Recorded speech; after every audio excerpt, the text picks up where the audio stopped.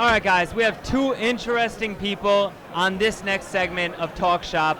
We have Pierre Debbas of Romer Debbas. These guys were actually the most active attorneys in New York State this year. The most active by deal volume. I read that in The Real Deal, by the way. Thank you, Lon. And then we have Barry Schmidt with Schmidt Consulting. They do a lot of development throughout the city and a couple other places as well. Construction consulting. Construction consulting. Owner's rep. But they're not GCs. They're Not construction GCs, consultants. Owner's consulting. So I'd like to talk to you guys. I'm excited to talk to you guys. I want you guys to introduce yourselves. Tell us a little bit about your companies. So I'll go first, Barry, if you don't mind. My name is Pierre Debbas. I'm a founder of a 30-plus attorney firm in Midtown Manhattan. We're a real estate-focused firm on all aspects of residential and commercial transactions, financing, leasing, development, and litigation in about a 25-second pitch. So that's us. What about you, Barry? I'm Barry Schmidt. My firm is Schmidt Construction Consulting. So I consult for owners. I help them on projects. Some of them are experienced and very busy. Others never did it before.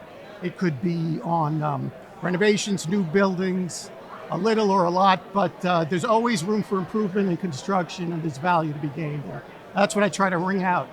Awesome. So guys, I don't think you're very familiar with my podcast, but it's called Talk Shop. We ask difficult questions. We get to the point. It's called Tachlis in Hebrew. We just get to the point. And we ask questions that people might be wondering and typically can't ask you guys. So I'm going to kick this off with something you've probably never been asked before, but how much does your highest paid attorney make?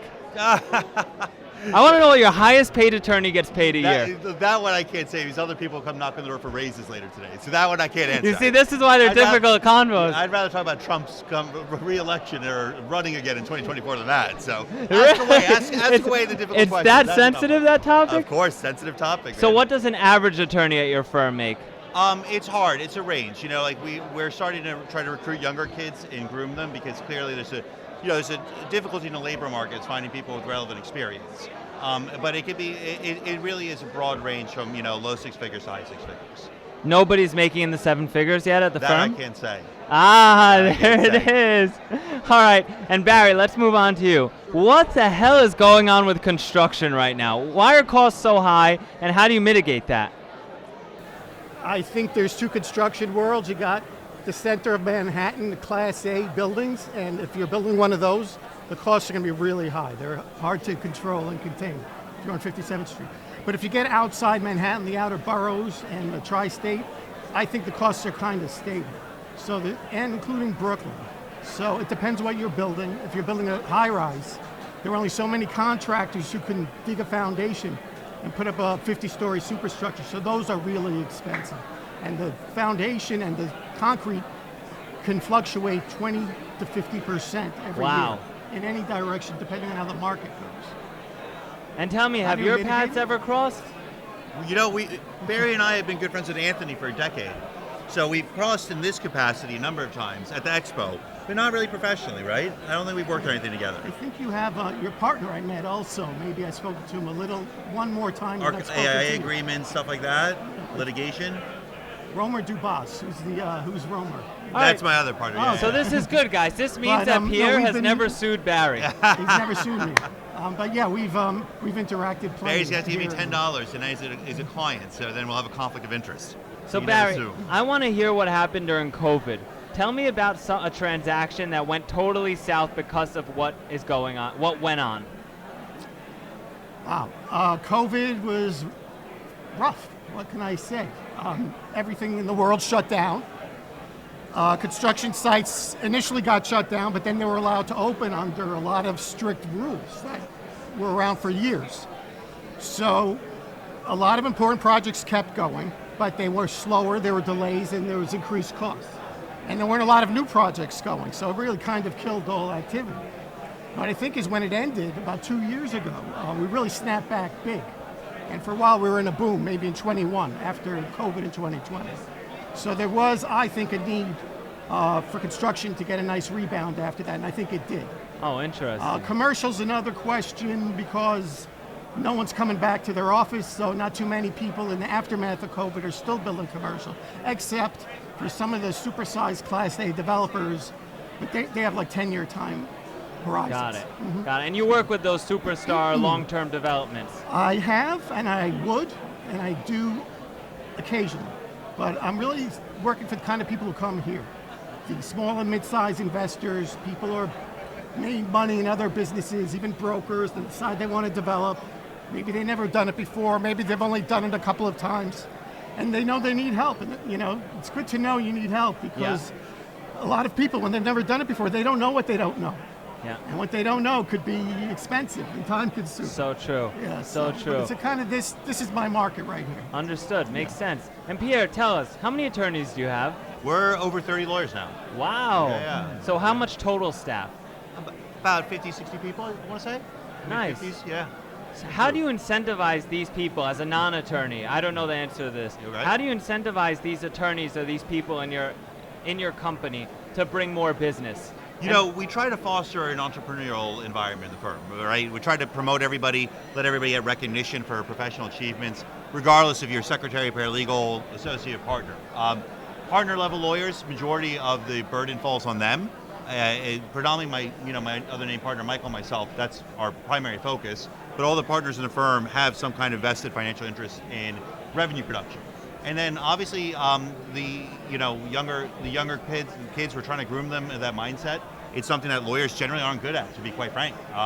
We started the firm a dozen years ago as 2 lawyers, and we grew it to over 30, within a little over a decade. So it's been something that we really enjoy and take a lot of pride in doing. Give me a comp structure. How do you incentivize these people to bring business? That's a tricky one, because it's pretty broad based on the practice area, based on book of business. So if I'm trying to recruit somebody who's looking to grow, which a lot of law firms don't really incentivize growing, I'm trying to bring them in with potentially guaranteed base of a couple $100,000 with incentives on production based on revenue, or it could be a P&L where it's based on net profit, or it really varies. We try to get creative where we're taking what the current book of business is, where our forecasts and projections are, and how we can kind of work backwards math off of that. So it's different deals for all these people? For not everyone, but there's probably a good 4 or 5 different comp structures, to be honest. Makes sense. Yeah. And Barry, how many people work with you? I primarily work for myself, and when I'm busy, I bring in.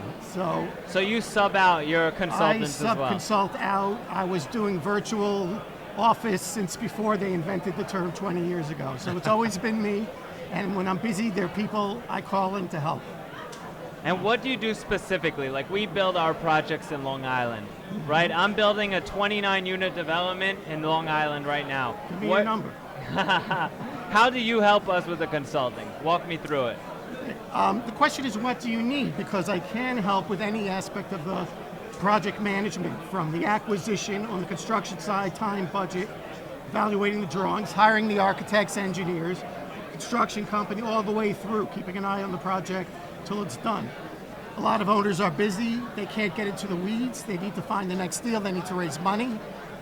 And it's not true for 100%, but some just can't devote enough time to their project. And there's so much fertile field to make improvements, because when you leave it alone, things tend to go off track all by themselves. And now, Pierre, do you do a lot of contractual work with people like Barry and contractors and myself?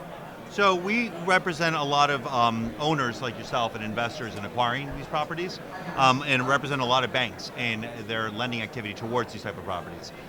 We do construction work in terms of reviewing architects agreements, AIA agreements, but the bulk of our practice is on representing individuals and institutional lenders. So you're more so transactional, less contractual between parties. That's right. We have a very active litigation group that does get involved in construction issues.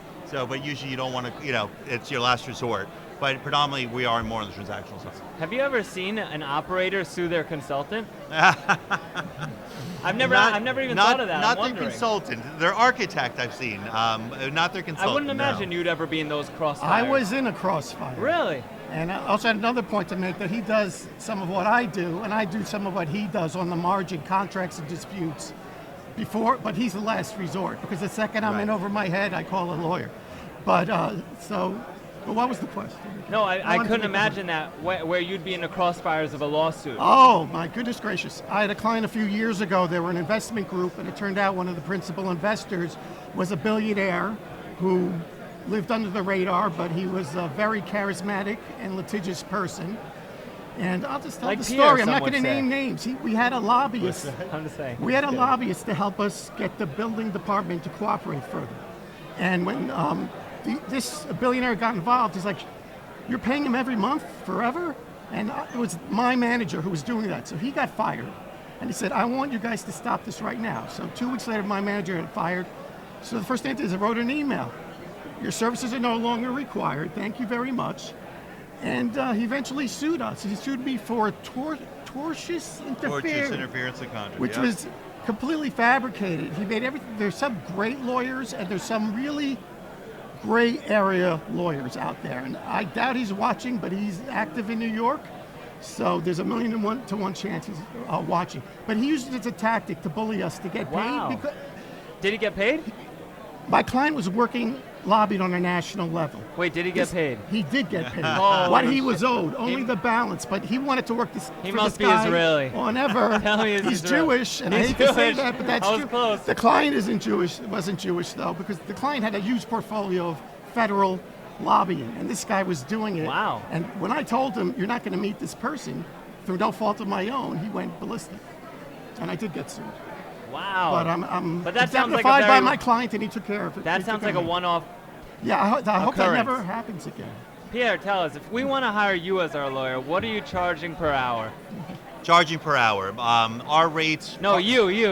Me, about $650 to $700 an hour. Oh, okay. Yeah. So 650 to 700. we're less than the Quit bigger your day firms. job, go back to law school. Pierre's hiring. So yeah, that our partner range. That's my rate. Partners usually between 550 to 700 total is our And range.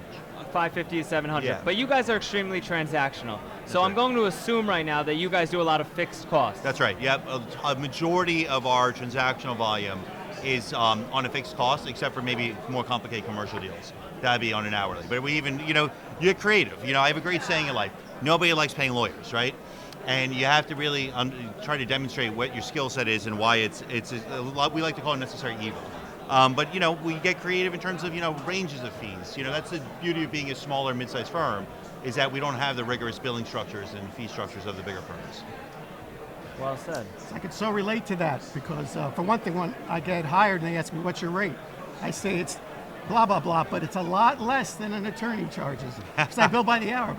And that helps because they always say that's the nuclear option, the attorney. Well said. "Barry, do this, do that, make a deal.